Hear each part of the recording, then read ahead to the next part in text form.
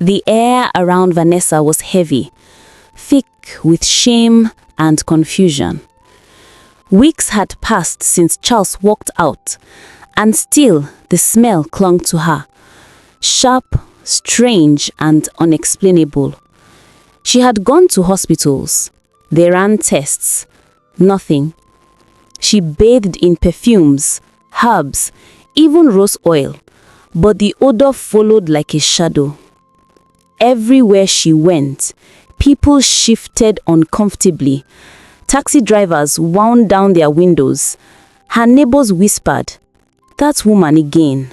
Something is not right with her." Vanessa couldn't take it anymore. One night, she stood in front of her mirror, tears rolling down her cheeks. "God, what have I done? Why won't this smell leave me alone?" Then she remembered the pastor's words from the church she'd once visited with her mother. When the source of your pain is spiritual, no doctor can cure it. Go back, seek forgiveness from the one you wounded. The memory hit her like thunder.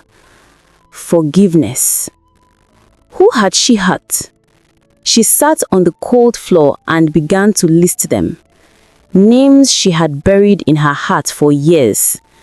The married men, the girlfriends, the wives who cried because of her. Faces flashed before her eyes. Some she couldn't even remember their names, just the pain in their eyes. Then one name echoed in her mind like a drum beat. Amara.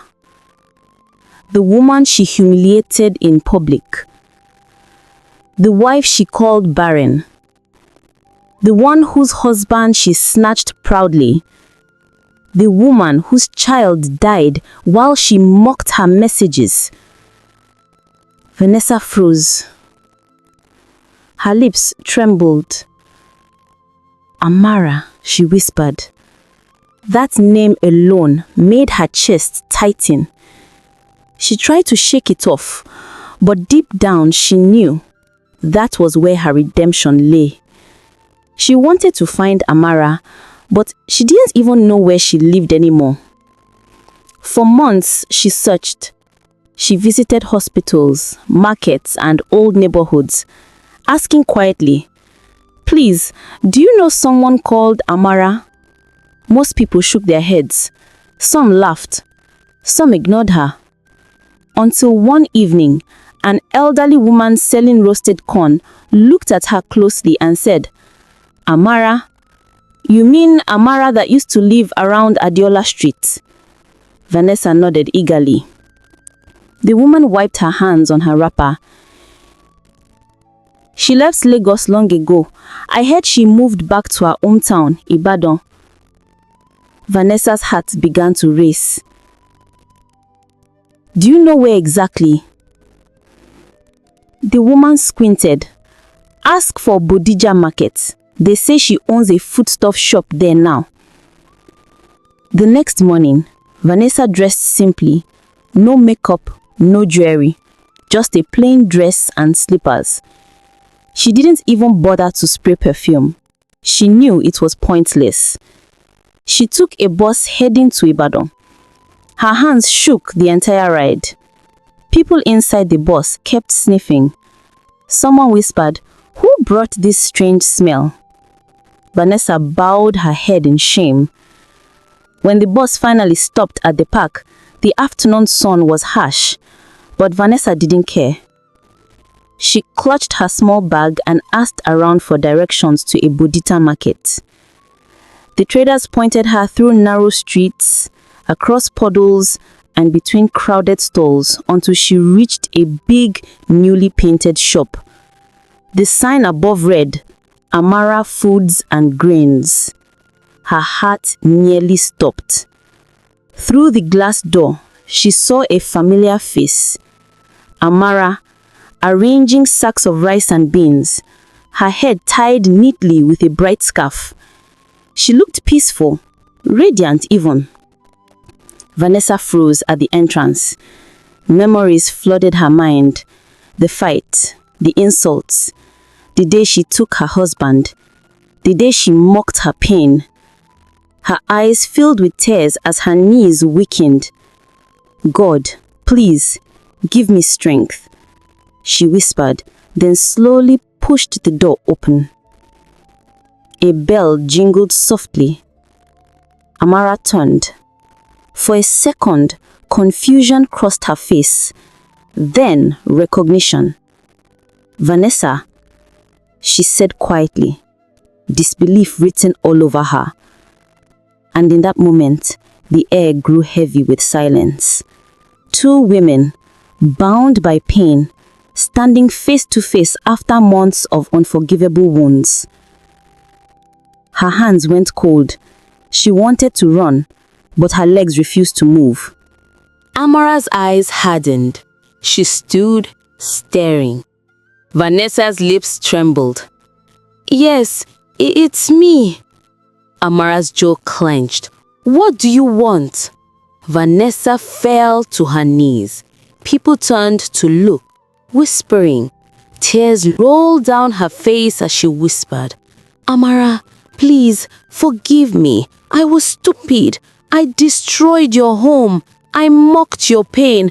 I didn't deserve the air I breathe. I've been suffering. I can't sleep. I can't eat. I can't even stay near people. I smell like death, Amara. I smell like my sins." The market went silent. Amara just stared, her heart pounding. "You think forgiveness is that easy?" she said coldly. "You think you can just kneel here and say sorry after what you did? You mocked me. You watched me cry. You helped destroy my child. And now you say sorry?" Vanessa sobbed harder. "I deserve every pain I felt. I just want peace. Please, I'm begging you." Amara laughed bitterly. "Peace? Vanessa, when you took my husband, you laughed. When you posted your pictures, you mocked me. When my boy died, you said I deserved it. Tell me, where was peace then?" The crowd murmured. Vanessa bowed her head, weeping. Then Amara's tone softened, just a little. "You know," she said, "I wanted you to suffer. I prayed for it. I wanted to see you crawl like this. But now that I see you, I just feel pity." She paused. "Why are you smelling like that? You smell like locust beans." A few people chuckled. Even Amara smiled faintly through her pain. Vanessa managed to laugh through her tears. "I don't know, Amara. Maybe my sins have a smell." Amara sighed deeply. "Get up, Vanessa." Vanessa hesitated. Amara repeated, "Get up."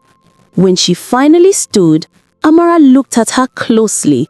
The same woman who once destroyed her now looked like a lost child. Vanessa stood there, trembling. Tears filled her eyes as she whispered, "Amara, please, I'm sorry. I know I destroyed your home. I deserve everything that's happening to me. But please, forgive me." Amara was silent for a long moment. Finally, she sighed softly. "I've carried this pain for too long," she said quietly. "But I forgive you, Vanessa. Not because you deserve it, but because I want peace." Vanessa fell to her knees, crying uncontrollably. "You forgive me?" she asked in disbelief. Amara nodded slowly. "You don't owe me anything anymore. Commitment, that was my husband's job. He betrayed me, not you. I've learned to let go. Life punished you enough. Now forgive yourself too."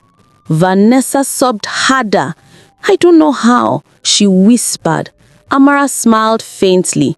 "Start by living differently. Don't chase anyone's husband again. Ask God for your own. And when he gives you peace, protect it." Vanessa fell to her knees again, crying harder. Amara placed her hand gently on her shoulder.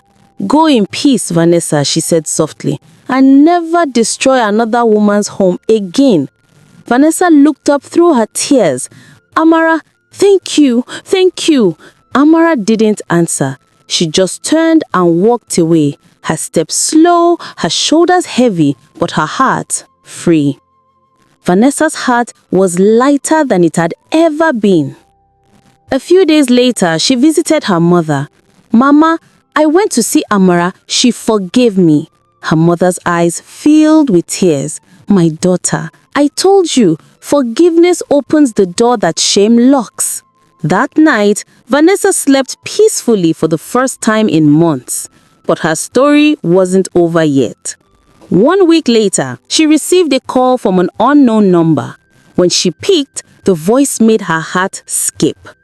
"Vanessa, it's me, Charles." Her hands trembled. "What do you want?" "I just wanted to say I'm sorry. I lost everything after you left. My new business failed. I'm alone. Please, can we start over?" Vanessa smiled sadly. "Charles, you should ask Amara for forgiveness. That's the only way you'll find peace." She hung up without another word. For the first time, she didn't feel pain or anger, just calm. Weeks turned into months. Vanessa joined a small women's fellowship in her church. She shared her story there, warning young women never to build happiness on another woman's tears. The members often said, "Sister Vanessa, you speak like someone who has seen heaven and hell." And she would smile softly, replying, "I've lived in both, and I have seen hell pro max, and I don't wish it on my enemy." One day, as she walked home from the market, she saw a familiar face. Linda, the woman whose fiancé she once snatched years before meeting Charles. Vanessa froze, her chest tightened. Linda looked at her in silence for a few seconds, then said quietly, "I heard what happened to you, Vanessa." Vanessa bowed her head. "I deserve it." But Linda surprised her. "I was angry for years, but seeing you like this, I think I've had enough anger. I forgive you." Tears filled Vanessa's eyes. "Thank you, Linda. I don't deserve your kindness." Linda smiled faintly. "None of us are perfect. Just promise me one thing. Never forget where you've been." "I promise," Vanessa whispered. That night, Vanessa knelt beside her bed and prayed. Not for money, not for a husband, but for peace. "God," she whispered, "thank you for not letting my shame kill me before my redemption found me." She smiled through her tears. The smell never returned, and though life didn't become instantly perfect, her heart was whole again. Moral of this story: you can wear designer clothes, drive the best cars, and still carry an odor that no perfume can hide. The stench of guilt. Only forgiveness can wash it off. If you were in Vanessa's shoes, would you have had the courage to seek forgiveness? Tell us in the comments. And don't forget to subscribe for more real-life stories that heal, inspire, and remind us that redemption is always possible.